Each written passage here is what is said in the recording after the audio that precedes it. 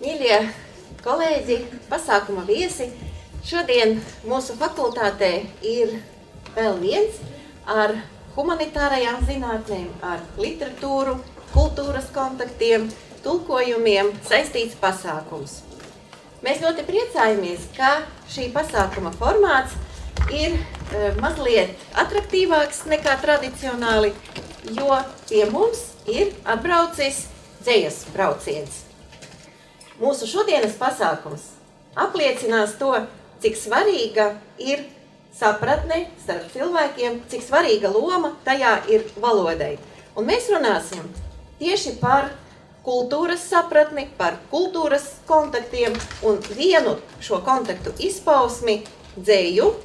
Un mums latviešiem ir tāds īpašs vārds atdzeja, jeb tulkošana.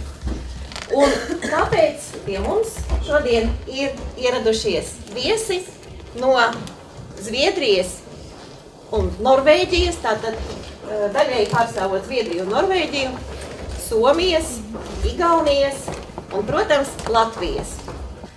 Hi all, I'm really happy to be here today. This is my first time in Daugavpils and I already like this city a lot.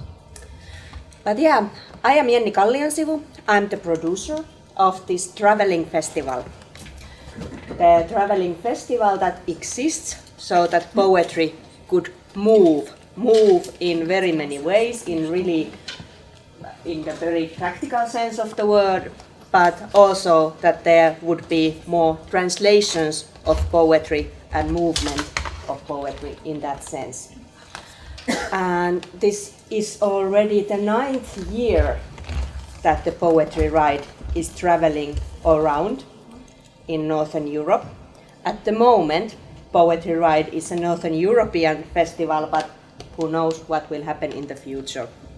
But this year, this is the starting point of the festival, and from here we will continue to Estonia, to Tartu, then to the University of Eastern Finland in Joensuu, and then our tour will end in Tromsø, which is in the northern Norway. Spelli, buttocks, legs, buttocks. The role of the intellectual in society, an opinion poll. Do you think there's any point in making unnecessary movements? Buttocks, breasts, legs, belly. Man comes back from work. He needs buttocks, legs, breasts, belly. Taxpayers' money. Belly. Woman comes back from work. She needs legs, buttocks, belly, breasts, social welfare. Legs. Piemēram, lielākā problēma bija iztulkot, vienā man dzejolī parādās vārds kompots. Un tur bija visādas problēmas, jo, piemēram, Čehieti teica, ka priekš viņiem kompots nozīmē to, ka viņi paņem to kompotu ar gardu muti apētos augļus, kas tur ir iekšā, un tad atlikušo šķidrumu vienkārši izlai ārā. Un tad es biju pārsteigts un domāju, kā tad tā var darīt. Un tas šķidrums taču arī ir ļoti labs. Un viņi atkal tur, kā jūs to šķidrumu arī dzerat, jūs taču esat traki. As a poet, I have many options for writing poetry. And here I have made a list of different kinds of poetics, what I could do. I could be a conceptual poet. I could be a visual poet. I could be a flarf poet. Flarf is a term that we have borrowed from United States. It means a poet who finds her words in the internet and uses those words and makes her own poetry from other people's talk and other people's words. I could be a poet who writes in dialect. I could be a performance poet.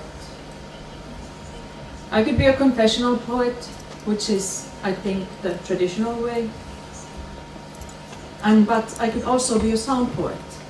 I could just mumble. I could just speak nonsense. I could scream and just explore the possibilities of using language. All this freedom that we have in Norway, we can write anything. Why are we so free to write anything. That is because people don't read poetry.